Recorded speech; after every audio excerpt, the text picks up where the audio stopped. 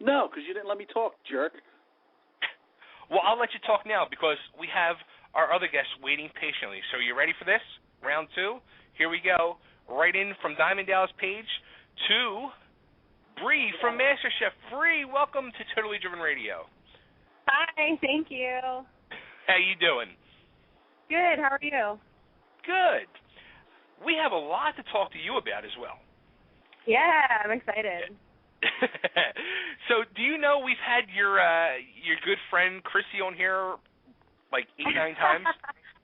I recently saw that on Facebook. I noticed that she had been on there and doing stuff. She's actually going to be doing a show on our network starting probably in the next week or two. Yeah, I saw that. That is so awesome. So, we'll get into the whole Chrissy thing. I wonder if she's listening. All right, so if anybody doesn't know, this past season, MasterChef Season 4, Bri was one of the contestants. She made it to, you were what, top 6? Yeah, number 6. Number 6. And you were probably most known as being the vegetarian. Yes. So my claim the same.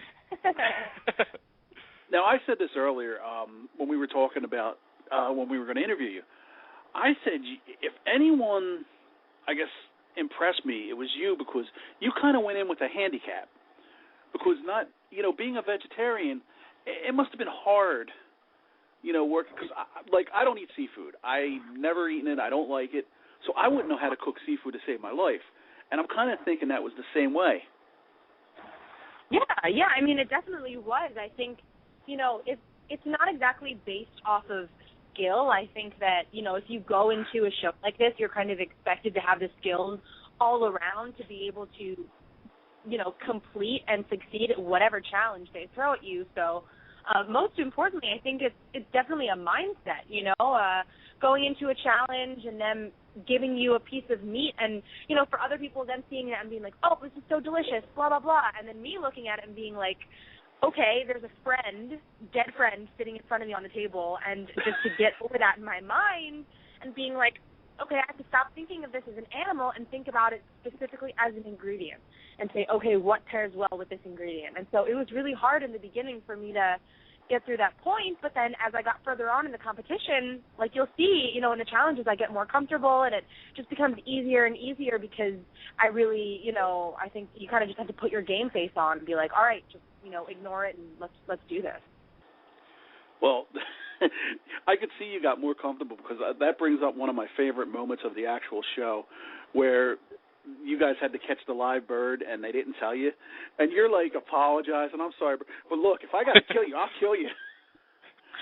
I know, seriously. And that bird episode, I mean, I think in the beginning we had talked about, what our biggest fears were, and I was like, oh, obviously if I had to, kill or if there were live animals on the show, if I had to kill a live animal or something. And then that day before we go into the pantry, they had told us, okay, so you're going to have, the way they phrased it was okay, so you're going to have proteins ranging from small to large, but in my mind, I was like, oh, small to large, okay, so it ranges anywhere from, a jar of peanut butter to, a dinosaur.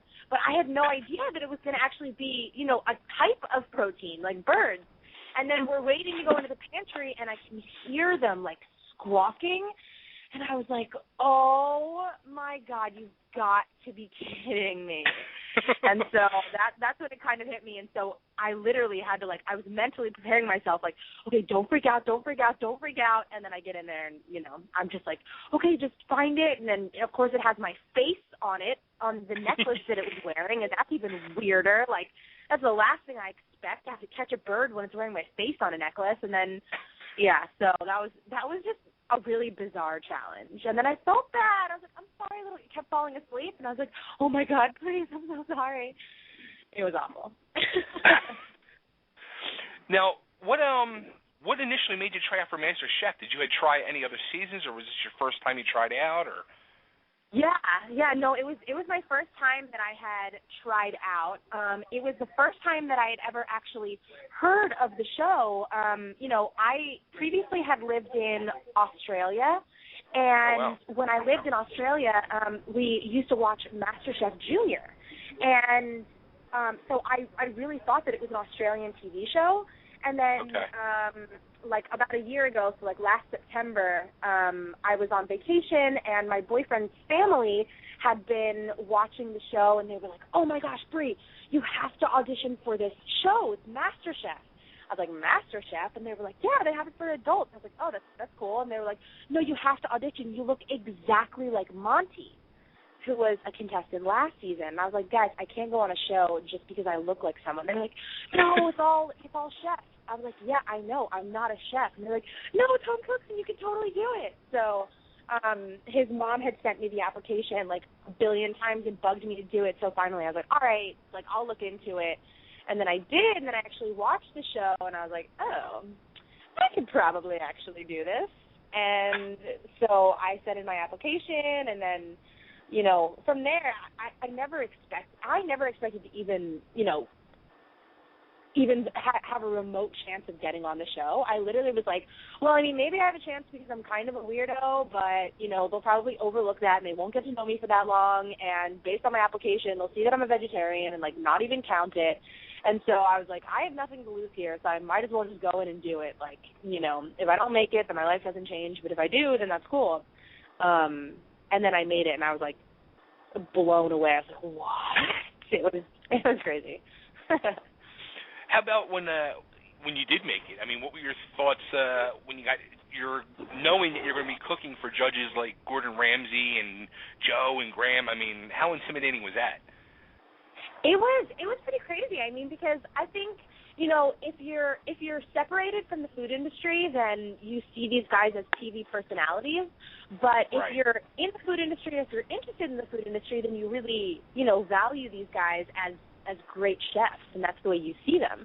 And so, you know, just the kind of respect that I had for them, it wasn't, I mean, for me, meeting Gordon wasn't always like oh my gosh, it's Gordon Ramsay. It was like, oh man, like this is Chef Ramsay, and, you know, he knows what he's doing. And so I really need to impress these guys. And so for me, like, you know, it was a battle for myself and for them the entire season, because it's constantly, you know, how can I, you know, really prove to them what I, like, you know, prove my spot there and show them that they really made the right choice by bringing me on.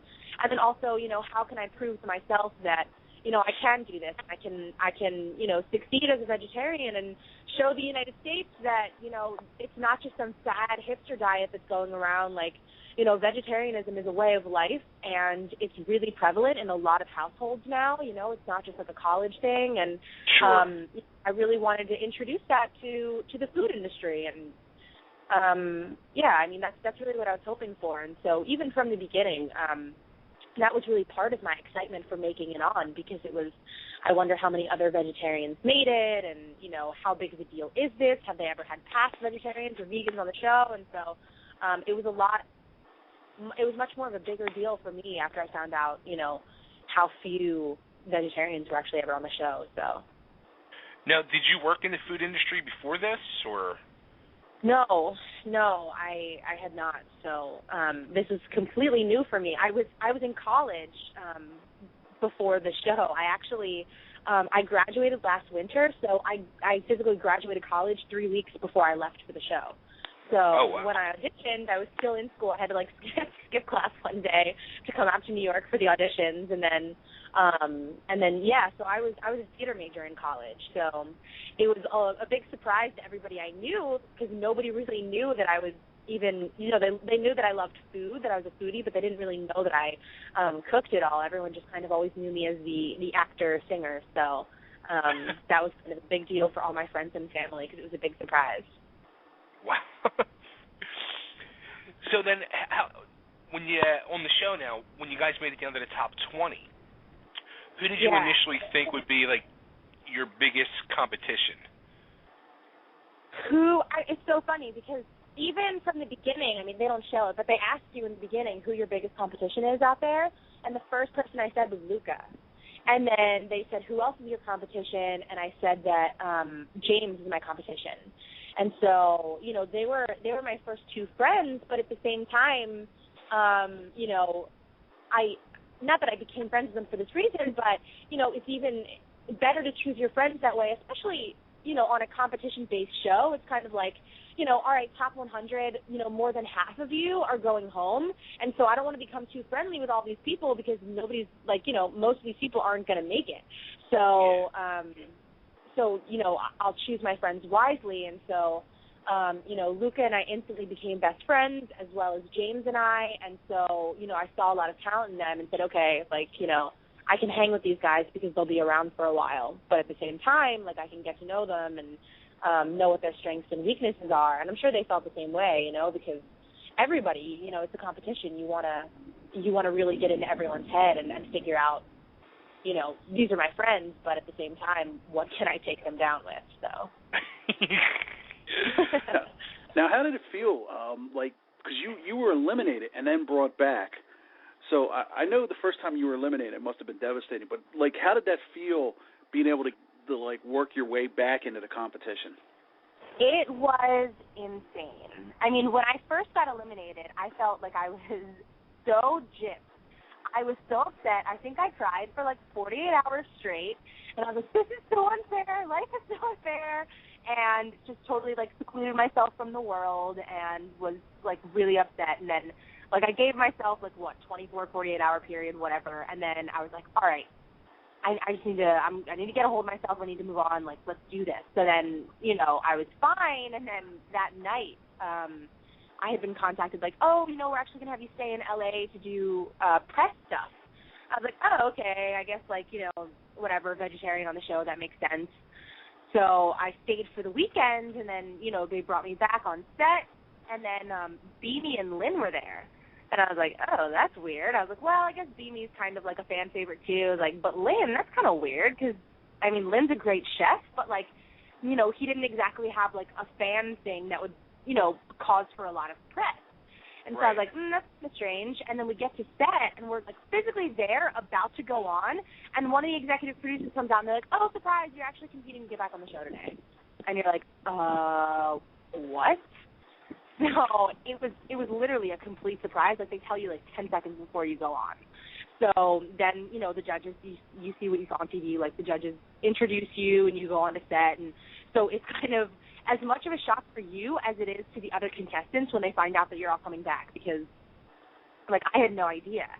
And so it was really exciting because for me it was like automatic game mode. I was like, all right, well, you know, I've been here a lot longer than these two. They got eliminated a while ago. I obviously got brought back for a reason. And then knowing that Gordon brought me back after having a reputation for hating vegetarians and then physically choosing me out of all of the people to bring back, it was, I mean, again, my biggest thing was he was my motivator because I was like, you know, Gordon Ramsay gives you a second chance. You don't mess that up, you know? Yeah, and I'll tell you, the beauty of that challenge was you know, when I heard Friday, when I heard it, you know, it was basically fried eggs, and I'm sitting there like, really? You're going to ask chefs? And then when you seen that they wanted them perfect, and the fact that, like, the two, you know, like you said, Lynn was considered one of the best chefs, but he couldn't pull it off, and Beamy barely pulled it off, and I guess, you know, did that shock you, though, the choice of that was going to be your challenge, and the fact that it came down to just cooking eggs to get back in? Yeah, I mean, never in a million years did I ever think that would be the challenge. Like, I was ready for it to be like, okay, so you have a rack of lamb and you have to break it down, or like, okay, you have to slaughter this pig, or like something absolutely insane, you know what I mean, where it could almost be like, okay, one more laugh at Bri as a vegetarian and then just send her home, where, like, I had no idea that it would be something like that, and at first it had made me nervous because we, you know, Lynn and Beanie and I were excited to see each other, you know, we're catching up backstage, and Beanie talked about how, like, while he was at home, like, he had just been cooking nonstop. And then Lynn had talked about while he was at home, and he was, like, always, you know, he was getting up early and making breakfast for his daughters or whatever. And then Lynn is talking about how he's back home, and he, you know, hasn't been cooking a lot, but for some reason, it's like all he's been cooking for the past 2 weeks were eggs. It's like, you've got to be kidding me. I was like, I haven't had eggs in, like, you know, 2 months because I had been on the show, you know, and I hadn't gone home. And so I was like, oh, man. And then when they said they were sunny side up fried eggs. And that's I've never I had never made those before, but until I met my boyfriend, that's the only way that he eats his eggs. So for me, it was kind of like, okay, well, thank you. At least I know how to do this now. And, for the other two, I think Beanie is kind of, he gets into this mindset, but he rushes around the kitchen a little bit and doesn't fully think things through, where Lynn overthinks things.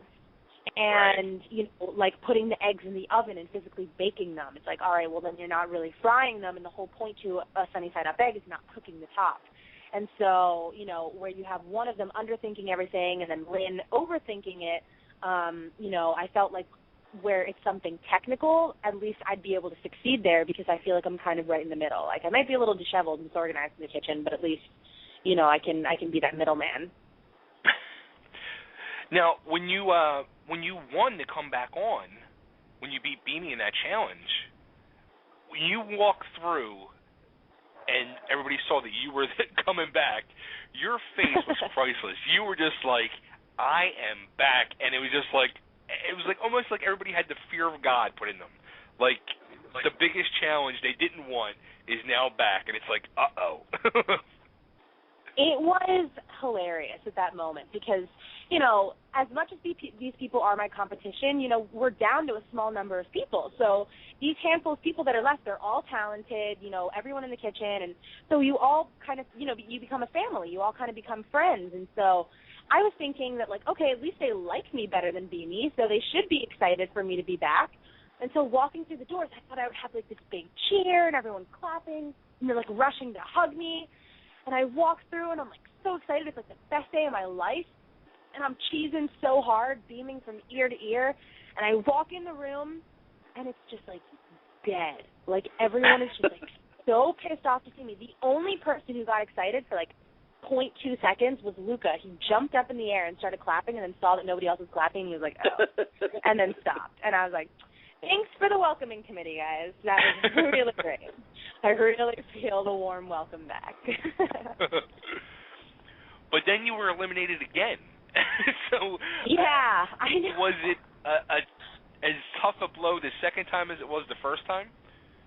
No, it wasn't, because the first time I felt like I was cheated. Like, I felt like, I got screwed over in the camping challenge just completely. And then, in my physical elimination of that first time, I feel like I got messed up there. And so, it was really disappointing the first time. Whereas the second time, it was more so that I could leave with my head held high because, it was an honest mistake and I could recognize that. It was the fact that it was just, I guess, a technical error, and it was just that I wasn't, I don't know, not qualified, but I just didn't have a lack of experience. I guess it was a lack of experience the second time because, I was making fried calamari, and as you can see, I'm comfortable cleaning the squid, and I'm comfortable preparing it and seasoning it, and all of that's fine. So if I knew what I was doing, then it would have come out perfectly.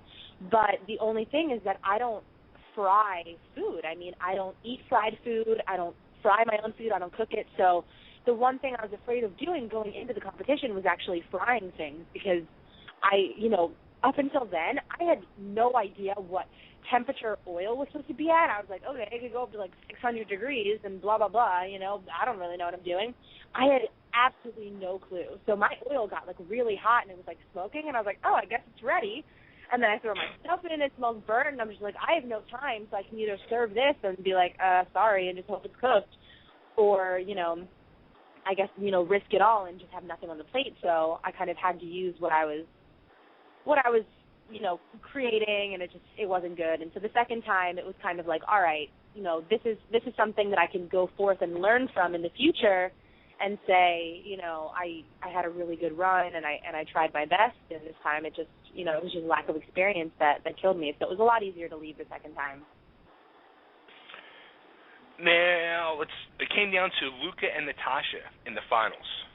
Yeah. Who did you think was going to win? Luca, all the way, 100%. So you were excited then when he won it all. Yeah, of course. I mean, Luca and I met at the audition in New York, and so he immediately became my best friend off the bat, and so it's exciting, to see him in the finale because he had said it once, we kind of went through the journey together because, starting from the very beginning at the auditions up until the end. And so, having him win, it almost felt like I won too, being able to see someone who went the same path that you did and get that far, it's really exciting. And also, just getting to know him, he deserves it 100%. He's so committed to the food industry, and he had already known a lot about the business from being a restaurant manager that, I had 100% confidence that no matter what happened, in the end, he would definitely succeed. And so I think that most of all, he was worthy of the title because he really fought hard this whole season and stayed true to himself and produced great dishes and, definitely deserved the title in the end to go forth and represent the MasterChef brand. I think that he does that really well. And the thing with Luca, too, real quick, Frank, I'm sorry, was with Luca, you saw, like, early on, he wasn't that impressive. And he was the one who had the most experience, and you were thinking to yourself, all right, this guy's going to blow everybody out of the water. And you were like, each time it was just like, and it would be like a cringe. I was like, but then you saw, once he almost got, I guess it was in Vegas, where he was on the rooftop. Yeah. From that point on, it was just like, he changed, and, like, everything was just, you saw how he grew, and he did deserve it. He totally deserved it. Yeah, I mean, he worked hard, and I think, it's funny to see his journey, but it's also exciting to see that, in the finale, someone who went through such a roller coaster of a ride. It wasn't someone who won that was just, so great the whole season, and then it was like, oh, of course they won because they were so great.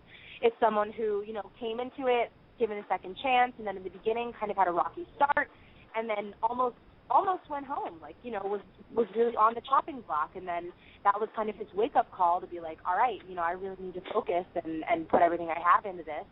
And then little by little, you see it build up where it's to the end, he's just refined his skills so much that comparing the very beginning dishes that he had to the very end, it just blows you away. Now, the competition on that show got intense at times. And was there just one person on that show that you just, not that had a dislike or anything, but you just couldn't stand if they won? Yeah, I mean, obviously Chrissy.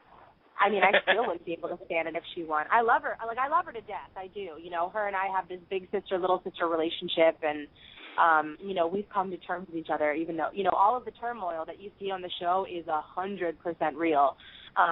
But she has since apologized, because I made her, and that's great. But, even still, I love Chrissy. I think that she is a great home cook, but I did not think that she was worthy of the title because I just, even especially after working in the restaurant challenge, seeing how she completely crashed under pressure and she just totally, collapsed and was not able to be in a restaurant setting, that really proved to me, what I had been thinking the whole time, which was she's wonderful as a home cook and she would be very successful in, catering or home cooking or, whatever she wanted to do with that. But as a restaurant quality chef, which is, kind of what they're looking for in MasterChef, she just really doesn't fit the bill because, she just couldn't take it that next step, that next level that you see a lot of other contestants do.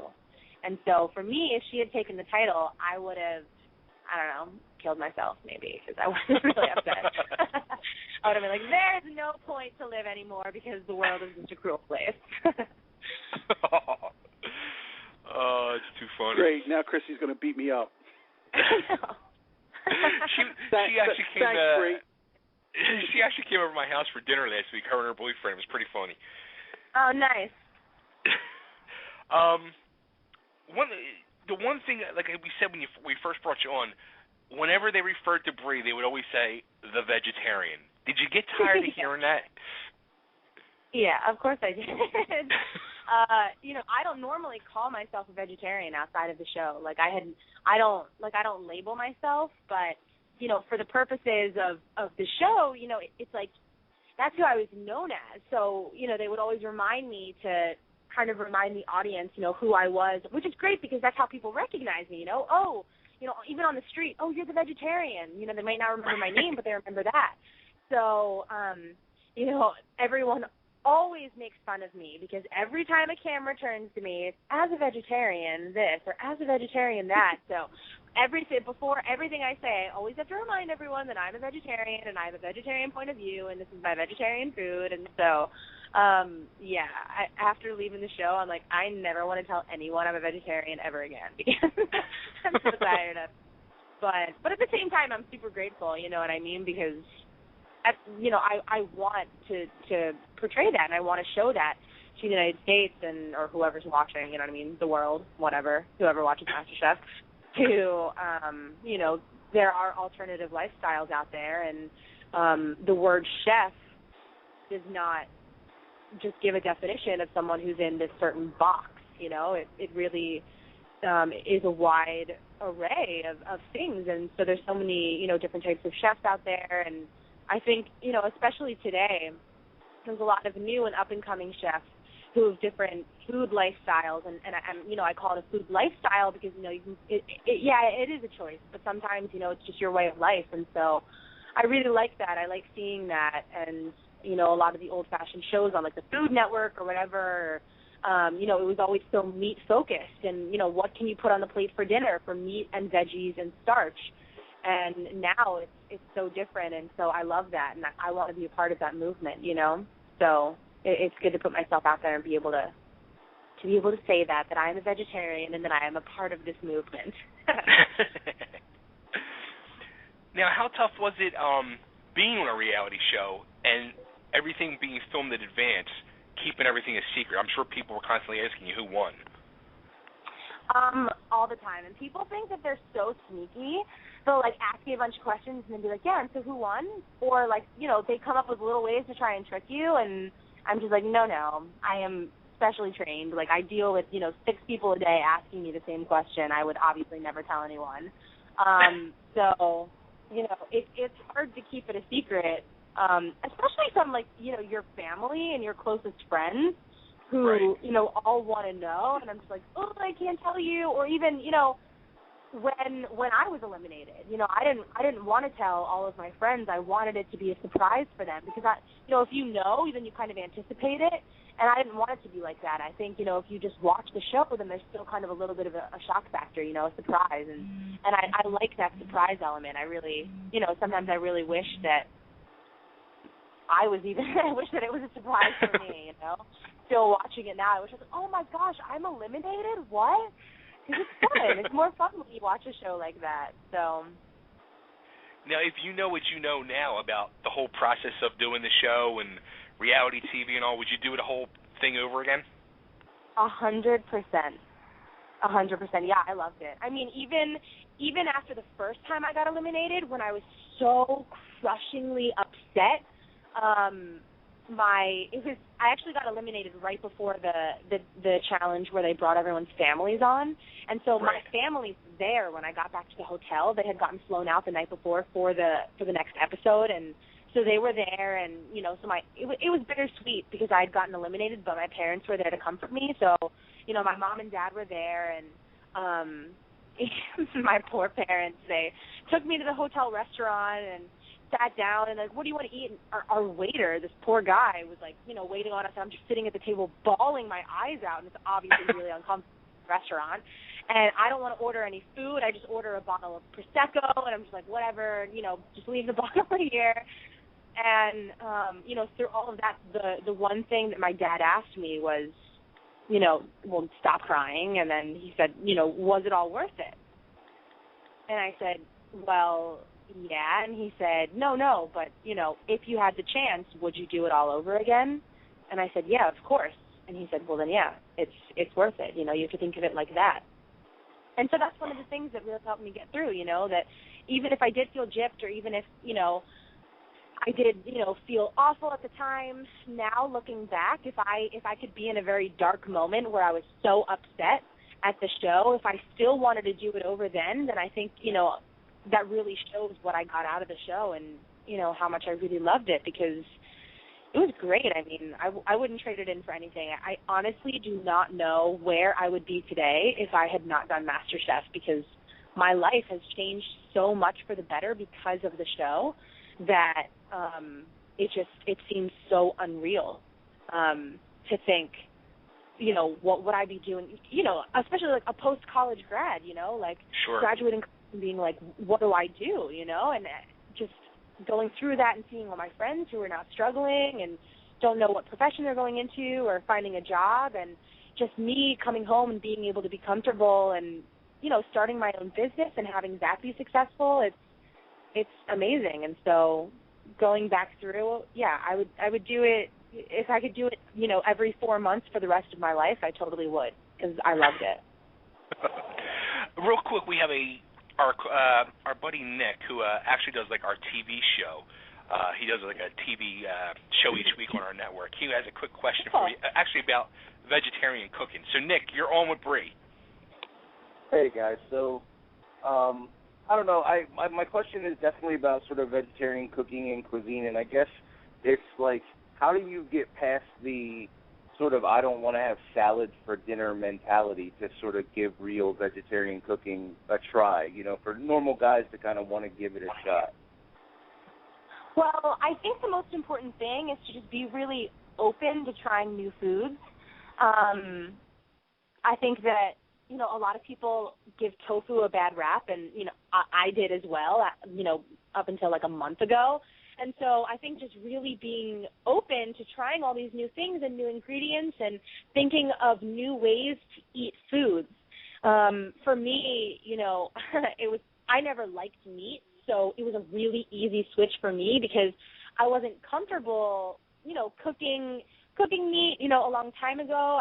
I didn't want to do it. I didn't like it. Like, it always grossed me out. I didn't like the taste of it. And so making the transition was a lot easier. But at the same time, I still am, but I was a really picky eater. And so I physically had to train myself to like a lot of foods that vegetarians eat that are really common, you know, like chickpeas for hummus, or black beans, or avocado. Like, those are all three things that I hated. And I still don't really like avocado, and I still am like weird about hummus, but I ate black beans every single day for a month until I liked them. And so I kind of forced my palate to change. And I'm not telling you to just, like, you know, eat 1,000 carrots and turn orange and all of a sudden be a carrot lover, but, you know, I'm saying try something and, you know, give it a first, second, and third try. And if you still hate it, then you hate it. You know what I mean? But think of all the different ways that you can try something. Like, you know, okay, I like avocado as guacamole, but I don't like it by itself because it's a weird texture thing. So, you know, recognizing that you may like foods in different ways. And so for me, you know, developing those things, saying like, okay, I didn't like burgers growing up, but sometimes I liked a cheeseburger, so maybe I can make an alternative burger, because veggie burgers still, to me, kind of gross me out. It's, you know, like a veggie patty. It's like meatloaf. Right. Like, I just get it, like meatloaf, gross. But, you know, I make black bean burgers, and black bean burgers are delicious. You know, you can put all of these textures and spices in there. Like, you know, you have black beans, and you can put corn, and you can put onions and garlic and cilantro and whatever you want to put in there. And, you know, it gives it a ton of flavor, and it's still hearty. It's not, you know, mushy, weird like a veggie burger, but, you know, you still have that bit of heartiness like you would get in a regular burger. And, you know, even just starting out, I work with a lot of pastas, and just saying, you know, what kind of different sauces can I make with pasta? So, like, you know, experimenting with different ingredients to make a saffron and, you know, mushroom sage cream sauce to put on pasta, and, you know, trying out different ingredients that way. And that really helped me. And so, you know, just really being open to it and trying out every single possible way of doing something, I think is really important. And also listening to your gut, because, you know, if you change or adapt to a vegetarian lifestyle and you don't like it, or your body is rejecting it, then don't do it, you know. Maybe just try to eat vegetarian, or just try to eat more vegetarian a couple days a week and see how that feels. But, you know, a lot of people say to me, like, oh, you know, I really want to eat chicken. It's like, all right, then eat chicken, you know. If that's what your body's telling you to do, then go ahead and do that. But, you know, for me, my body is telling me that, you know, vegetarianism is the way for me to go. That's just what I prefer. You know, I've tried. Even since the show, I've tried eating fish, for example, and I get so sick, it's really awful. I wake up at like 3 o'clock in the morning throwing up, and that's my body telling me that, like, all right, dude, don't feed me that because it's gross and you're going to be grossed out. So, you know, just listening to yourself. Well, I agree with you 100%. Fish is gross. I can't stomach even the smell of seafood. So. Yeah. I mean, and if that's how it is for you, then it's kind of the same thing. So me, meat grosses me out. I mean, it still grosses me out. You know what I mean? I work with it, and I'm like, oh, this is so weird. Dead friends and arms and legs and ribs. Come on, we can at least try to change the name so it doesn't sound like a body part that an animal and I both share. Why would I want to eat that? But anyways, more vegetarian comments from Vegetarian Bri. Well, you keep saying you're working with food, so what are you doing now? So, since the show has ended, I actually became a pastry chef after the show. Wow. I worked in LA as a restaurant in Manhattan Beach as head pastry chef of the restaurant. And then I came to New York City with a couple of job offers. I worked for Thomas Keller at Bouchon Bakery for a while. And now I am living the dream. I'm not even kidding. I'm living in New York City, and I'm working as a private chef and nanny for a family here in Brooklyn during the week. And then on the weekends, I have my own catering business called #Kitchen. And I do private dinners and catering and cooking lessons, one-on-one or group lessons. And it is absolutely amazing because I am doing what I love every single day. And it's coming home with a smile on my face and saying, I can't wait to go back to work tomorrow is insane and a really beautiful thing. So I'm really, really fortunate to be where I am. I love the name, #Kitchen. Thank you. #. That is awesome. That's the way to do it. Yeah. I mean, it's something that I've been wanting to do. I'm working now kind of just, really getting the experience and honing my skills and just, doing my own thing for a while, experimenting, figuring out what I really, want to do, what my dishes are, what my skills are, who I am as a chef. And then in the next couple of years, I plan on opening up my own burlesque club, actually. So it's going to be a restaurant and burlesque club, and that will be part 2, so that will be #restaurant. So wow, I'm really excited for that to happen. Yeah. That's awesome. So yeah. I guess no more, because you were the other Philly girl, but you weren't really Philly. You were like the burbs. What were you, from Doylestown? Or? Yeah, Doylestown. I grew up in Doylestown, and then I went to college in Lancaster. Okay. So is New York City going to be the permanent home, it looks like, now then? No, actually, I mean, for now, yeah. I mean, I love it here. I live in Brooklyn right now, and it's really great for me at this point in my life. I think I'm kind of right place, right time, and I really love it here. But I'm actually looking back at, for opening up my burlesque club, I'm actually looking back at Lancaster to do that. Oh, wow. Because, well, A, it's cheaper, and B, yeah. I think that, in New York, I could open it up, and it'll be exciting for, a minute, and then everyone else will be like, oh, there's something else new and exciting opening up, so we'll go over there. But, in a place right. like Lancaster, where they're kind of deprived of having,